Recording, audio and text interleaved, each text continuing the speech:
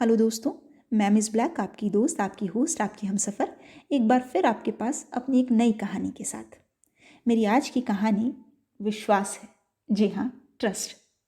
विश्वास या ट्रस्ट जो एक बहुत छोटा सा शब्द है, लेकिन इस शब्द की गहराई आपको मेरी इस कहानी से समझ आएगी। दोस्तों, आज की मेरी कहानी रामू नट पर आधारित है। नट जिसे हम सब ने बचपन में देखा है, रस्सी के ऊपर अलग अलग करतब दिखाते हुए। आज एक बार फिर रामू नट ने 5 मंजिला इमारत पर रस्सी बांधी है। एक लंबा बांस का टुकड़ा लिया है और रस्सी पर अपना करतब दिखाना है। लेकिन इस बार कुछ नया है। इस बार इस लंबे बांस के टुकड़े के साथ उसका 3 साल का बेटा उसके कंधे पर बैठा हुआ है। और भीड़ जो इस मंजिल के नीचे पूरी तरीके से फैली हुई है, हजारों की संख्या में जो लोग इकट्ठे हुए हैं, मानो उनकी सांसें रुकी हुई हैं। रामू ने रस्सी के एक छोर से चलना शुरू किया। अपने सधे हुए कदमों से, तेज हवाओं से जूझते हुए, अपने और अपने बेटे की जिंदगी को दांव पर लगाकर जैसे जैसे वो अपनी मंजिल की तरफ बढ़ रहा था, वैसे वैसे नीचे जो भीड़ इकट्ठा थी उसकी सांसें थमती जा रही थी। रामू धीरे धीरे अपनी मंजिल की तरफ बढ़ रहा था। भीड़ टकटकी लगाए उसके इस करतब को देख रही थी। अब रामू अपनी मंजिल से बस 2 कदम की दूरी पर था और नीचे खड़ी हुई भीड़ उसकी सांसें भी बस 2 कदम की दूरी पर अटकी हुई थी। धीरे धीरे कदम बढ़ाकर रामू ने वो 2 कदमों की दूरी पार की और अब रामू अपनी मंजिल के आखिरी छोर पर था। वो रस्सी के दूसरे किनारे पर था। दूसरे किनारे पर पहुंचते ही भीड़ मानो खुशी से उछल पड़ी थी। तालियों और सीटियों की गड़गड़ाहट से आसमान गूंज उठा था। रामू के चेहरे पर भी एक मंद मुस्कान छा गई थी। धीरे धीरे कदमों से रामू मंजिल से नीचे उतरा और धीरे धीरे वो स्टेज की तरफ बढ़ने लगा। लेकिन इस बार उसके चेहरे पर पुरस्कार के लिए एक खुशी न थी, बल्कि वो अपनी सहमी हुई आंखों से उस माइक को देख रहा था, मानो वो कुछ कहना चाहता था। उसकी भाव भंगिमा को समझते हुए वहां खड़े हुए लोगों ने उसके हाथ में माइक दे दिया।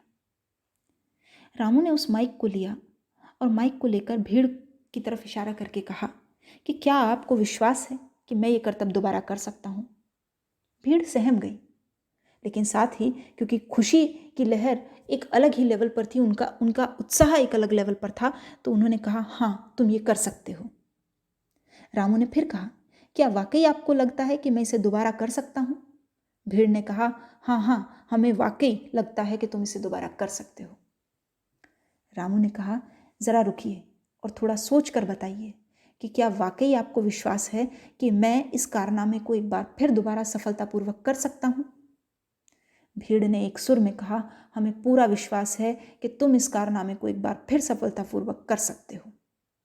इस बार रामू ने कहा, तो ठीक है, मैं इस कारनामे को एक बार फिर दोबारा दोहराना चाहता हूं, पर इस बार मेरे कंधे पर आप में से किसी का एक बच्चा होगा।